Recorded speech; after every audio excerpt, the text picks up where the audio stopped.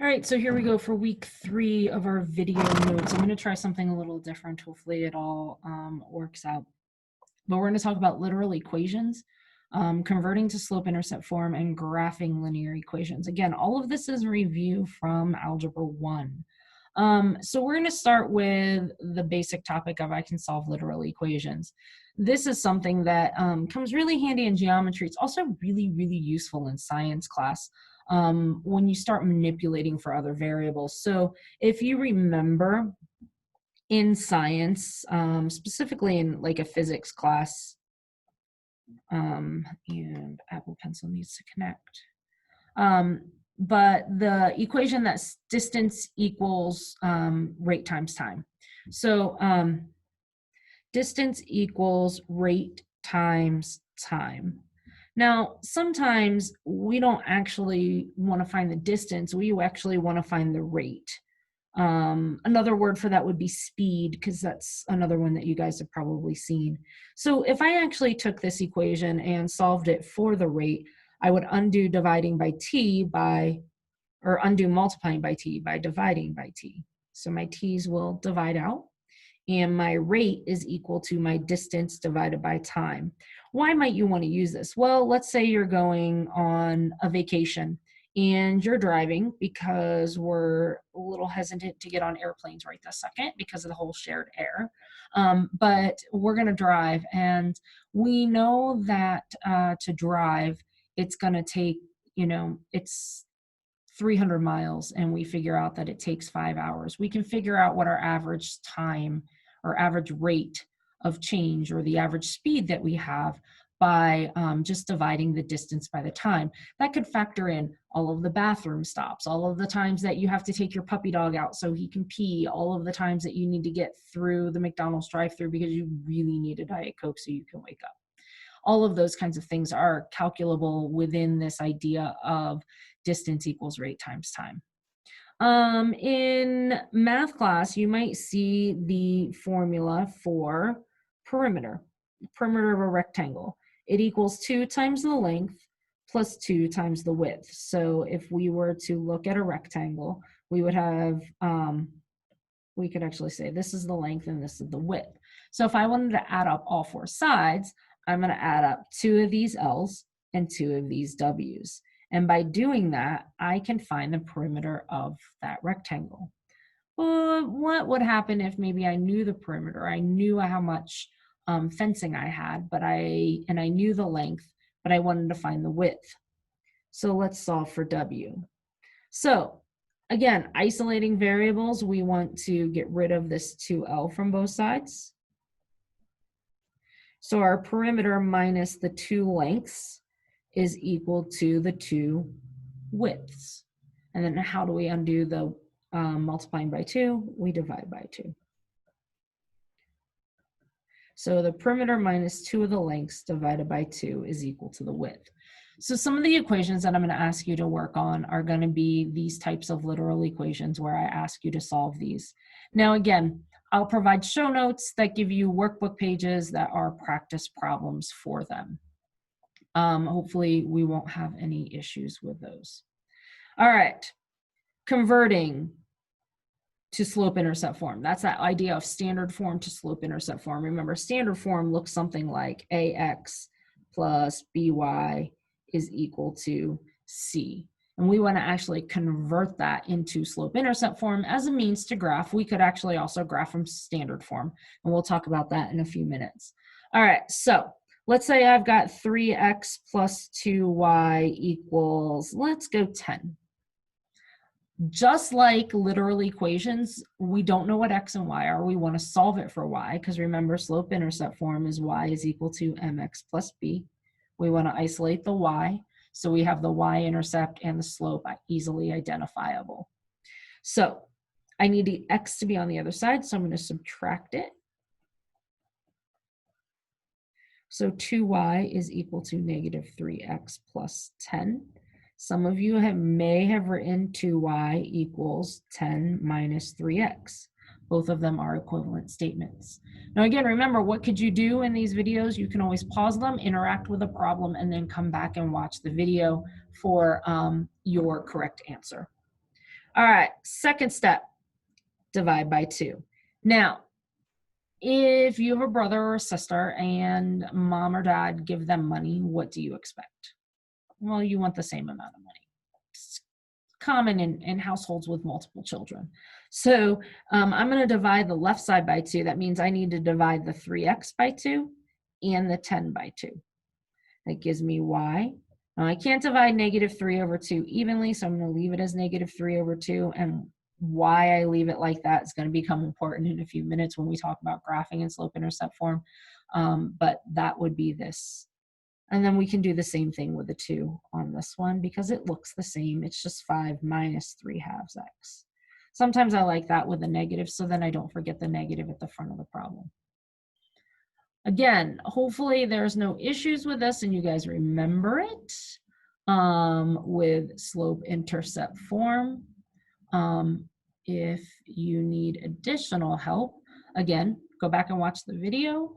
I can also post some additional things if you need them. All right, graphing linear equations. Oh, great, my graph didn't show up. That's okay. We'll make this work. So graphing linear equations. I'm going to graph this from standard form. Let's say I've got that 3x plus 2y equals 10 problem again. So we need to find an x-intercept and we need to find a y-intercept. We find the x-intercept by let y equal 0. So we keep our 3x plus 2 times 0 equals 10. That cancels out. It gives me 0. So 3x is equal to 10. Divide by 3. X is equal to 10/3. Now 9 divided by 3 is 3. So this is going to be 3 1/3. The reason I changed it to a mixed number there as from the improper fraction of 10/3 is because that 3 1/3 will let me to graph it just a wee bit easier. All right, y-intercept. Yep, you're right. We're going to let x equal 0. Good job, guys. So 3 times 0 plus 2 times y is equal to 10. Go back to that original problem. 3 times 0 is 0. And we're left with 2y equals 10. Divide by 2. Y is equal to 5. So now we need to graph it. And I apologize. My graphs disappeared. I actually have really nice, neat graphs on my PowerPoint, but apparently when I saved it as a PDF, the graphs went away. So I'm going to just label 1, 2, 3, 4, 1, 2, 3, 4, 5, 6. And this is x coordinate. This is the y coordinate axis. So now I'm going to go ahead and graph. I'm going to graph my x-intercept on the x-axis. So 3 1/3. So I'm going to go 1, 2, 3, and a little bit further. Okay. And then on my y-axis, I'm going to go up to my 5. And then once I have that, I'm just going to